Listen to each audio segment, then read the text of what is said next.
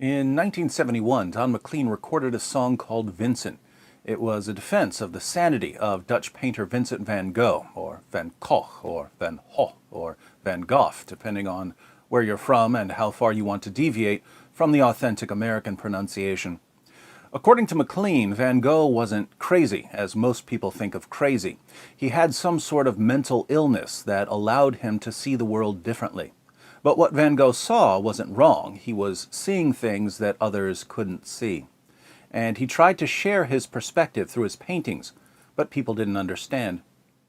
In his short life, Van Gogh produced more than 2,000 paintings and drawings, but he only sold one of them. The world just wasn't interested in Van Gogh's works until after his death. He's now one of history's most famous painters, but McLean thinks that people are still missing the point. He talks to Van Gogh in his song and says, "Colors changing hue, morning fields of amber grain, weathered faces lined in pain, are soothed beneath the artist's loving hand. Now I understand what you tried to say to me, and how you suffered for your sanity, and how you tried to set them free. They would not listen, they did not know how. Perhaps they'll listen now." For years, I thought that McLean's song was a bunch of sentimental nonsense, mainly because Van Gogh was obviously insane. He chopped off his own ear and delivered it to a girl in a brothel. He experienced hallucinations. He was institutionalized. He ultimately committed suicide in a field. What sense does it make to say that he was suffering for his sanity? He was suffering from insanity.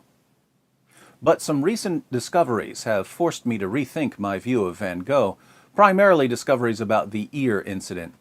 For decades, it's been suggested that Van Gogh didn't really cut off his ear. He only cut off a small piece of his ear, just the lobe.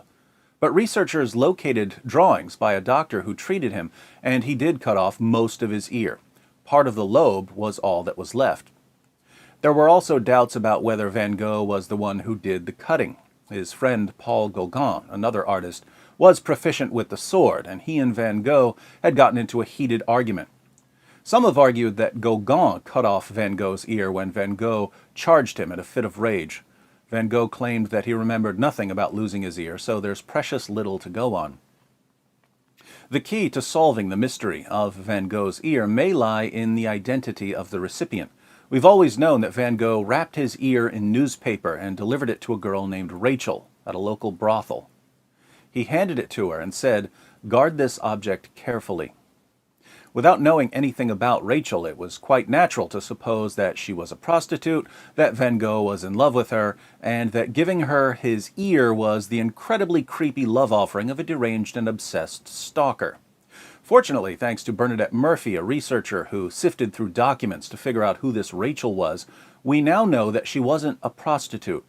Her real name was Gabrielle. Rachel was a nickname. She was a 19-year-old farmer's daughter who worked as a maid in the brothel. She was working as a maid to pay off her medical debts. She had medical debts because she had been mauled by a rabid dog. Doctors had to cauterize her wounds with a hot iron to keep her from bleeding to death. Then they spent weeks treating her for rabies. So here's a girl with scars from the rabid dog and burns from the cauterization, cleaning brothels. People stare at her because she's disfigured. And Vincent van Gogh, the awkward painter who lives in the yellow house, chops off his ear and brings it to her. This is not, "Hey, I love you, let me chop off my ear and give it to you as a present." This is, "Hey, I see people staring at you.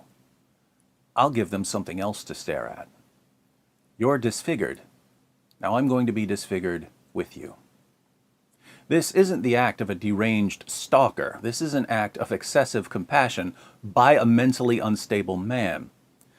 Van Gogh was extraordinarily sensitive to the suffering of other people. He was the opposite of me, which is why I find him fascinating. Too much empathy or too little empathy, either one drives you mad. But he was in no position to help this girl. He was broke. He couldn't pay her debts. He couldn't take away her scars.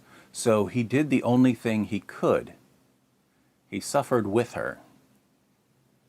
I don't know if she got the message. Rachel trying to understand Van Gogh severing his ear may have paralleled people trying to understand his paintings. They would not listen, They did not know how. I should point out that there are non-crazy versions of what Van Gogh did. You can be perfectly sane and try to understand what someone is going through and try to enter into this person's suffering in order to help. My son Reed has a genetic muscle disease called myotubular myopathy. His muscles are extremely weak, too weak to walk or eat or breathe. So machines do a lot of the work. A machine pumps air through a tube in Reed's throat. It's called a trach tube. A few years ago, Reed started pulling the tube out, and that can lead to problems because it isn't always easy to get back in. So we would strap the trach tube to his neck, but he would manage to get the straps off and pull it out. He would pull out the tube that he breathes through, and he would hide it. We were trying to figure out if it was irritating him, was it itchy, was he just trying to get attention? We didn't know. But one day my wife said, "I think Reed is realizing that he's different from the rest of us. Maybe he's pulling out his tube because he wants to be normal." Then my oldest son, Luke, proposed a solution. He said, "I don't want Reed to feel like he's different, so I think we should cut the inside tubes off of some old trachs and tie the trachs to our necks and wear them when we're around Reed so he'll think that it's normal." Proud father moment. Luke wanted to help Reed by becoming more like Reed, just as Van Gogh apparently wanted to help Rachel by becoming more like Rachel. The difference was that Luke's idea wasn't crazy. A crazy Van Gogh-ish version would have been actually getting a tracheotomy, the surgery that puts a hole in your neck, to be more like his brother. But why would it be crazy to chop off your ear to share the suffering of a disfigured girl, or to cut a hole in your neck to share the suffering of a disabled brother? Well, by nature, self-preservation is very high on our list of priorities. Our biological systems are geared towards it, and that's a good thing. It helps us survive. You can go against your self-preservation instinct in certain situations if something is important enough to you. A soldier can throw himself on a grenade to save his friends. A firefighter can run into a burning building to rescue people. But we wouldn't deliberately cause massive injuries to our bodies just to show compassion towards other people. Something in your head is dangerously out of balance if self-preservation goes out the window when you see someone suffering. And that's why we would say that Van Gogh was insane, at least at certain times. Notice, however, that it would be odd to fault someone for being too deeply affected by other people's suffering. We wouldn't say, "You care too much, what a dirtbag." It's good to be concerned about a girl's suffering. It's good to want to help. It's not Van Gogh being hyper-compassionate that troubles us. It's Van Gogh being periodically so unconcerned for his own safety that his compassion could completely overwhelm him and he would start chopping off parts of his own body. That's when we say that something has gone horribly wrong. There are two events in history that were such radical examples of someone laying aside his own status for the good of others that much of the world's population regards the events as utterly ridiculous or downright insane. The most disturbing part is that these events are put forward as the foundation of Christian ethics. In Philippians 2, the Apostle Paul says, "In your relationships with one another, have the same mindset as Christ Jesus, who, being in very nature God, did not consider equality with God something to be used to his own advantage. Rather, he made himself nothing by taking the very nature of a servant, being made in human likeness. And being found in appearance as a man, he humbled himself by becoming obedient to death, even death on a cross." What Paul says about Christ here, by the way, is an early Christian song. It's called the Carmen Christi, the hymn to Christ. If you'd like to know what the first generation of Christians sang during their worship, they sang this. They sang about Christ being in the form of God, being in very nature God, but not considering that equality with the Father, that glorified status, something he had to cling to. Instead, he lowered himself by taking on human nature, the nature of a servant. As a man, he humbled himself even further and was crucified. So the two instances of Christ laying aside his own status for the good of others are the incarnation, Christ entering our world, and the crucifixion, Christ facing not only the worst punishment the Roman Empire could come up with, but also the Father's wrath against our rebellion. And if you're not a Christian, both of those probably sound crazy. But they sound crazy to different people for different reasons. Muslims, for instance, find the idea of God entering creation to die for sins ridiculous because they have no concept of a God who would love them enough to do that sort of thing. Allah just isn't very loving, according to the Quran. Allah does not love those who exceed the limits. Allah does not love any ungrateful sinner.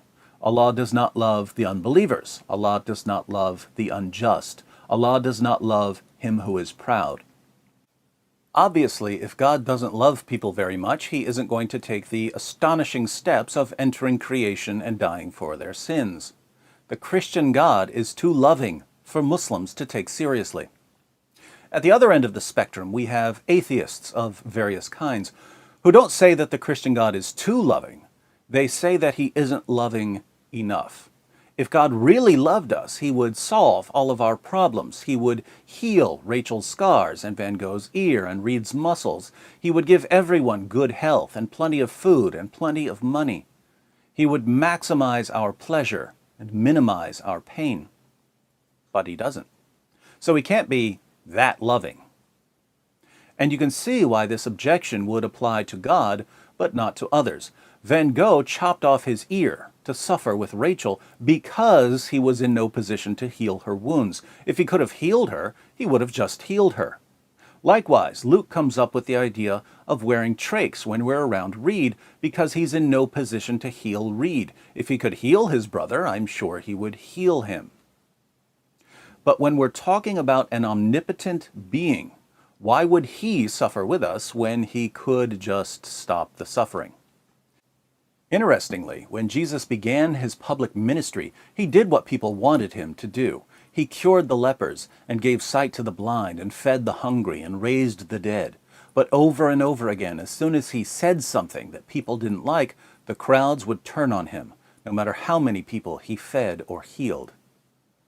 It seems that their real problem with God went far beyond God not doing enough for them. Jesus even told his closest followers that they would soon abandon him. But as he was telling them that they would betray him, he offered them something. He said, "A time is coming, and in fact has come, when you will be scattered, each to your own home. You will leave me all alone, yet I am not alone, for my Father is with me. I have told you these things, so that in me you may have peace. In this world you will have trouble. But take heart, I have overcome the world." Three key claims here. 1, in this world you will have trouble. Jesus doesn't say that he's getting us out of trouble. 2, in me you may have peace. We still have trouble, but we have peace. 3, I have overcome the world. Jesus overcame the world. Here again, many people wonder, well, if he overcame the world, why doesn't he give us everything we want? But if we're thoroughly embedded in the world, if we're part of this world's way of living and acting and thinking, making our dreams come true isn't overcoming the world, it's surrendering to the world. Jesus was focused on a different problem entirely. After telling his followers that he had overcome the world, Jesus spoke to the Father, and he said, "Righteous Father, though the world does not know you, I know you, and they know that you have sent me. I have made you known to them, and will continue to make you known, in order that the love you have for me may be in them, and that I myself may be in them." Jesus, who was eternally one with the Father, took on the nature of a servant, and just hours before his crucifixion, prayed to the Father that the Father's love for him would be in us. But how's that possible? The Son is divine and perfect. The Father's love for him is perfect. We're fallen and selfish and greedy. We've been mauled, but not by a dog. We've been seared, but not by a hot piece of iron. We're on life support, and we're pulling out our own breathing tubes. How can the Father's love for the Son be in us? And the answer to that question is called the gospel, the good news. We're not good enough. We're not righteous enough to have the Father's love in us. The gospel is the proclamation that God now gives us the righteousness of Christ because of what Christ did on the cross. As the prophet Isaiah said 7 centuries before Christ walked the earth, "Surely he took up our pain and bore our suffering, yet we considered him punished by God, stricken by him, and afflicted. But he was pierced for our transgressions, he was crushed for our iniquities. The punishment that brought us peace was on him, and by his wounds we are healed." We all, like sheep, have gone astray. Each of us has turned to our own way, and the Lord has laid on him the iniquity of us all. Because we have the righteousness of Christ, we can have the Father's love for the Son in us. As odd as all of this might sound to you, the early Christians absorbed this message, and once they became convinced that the Lord of creation loved them enough to enter creation and die for them, they found that they had peace, even in the midst of troubles. You could persecute them, they would rejoice. You could torture them, they would walk away praising God. You could feed them to lions, they would die singing songs about Christ. Experiencing the love of God caused them to see the world differently. They tried to share what they saw, but many people couldn't understand the view from the cross.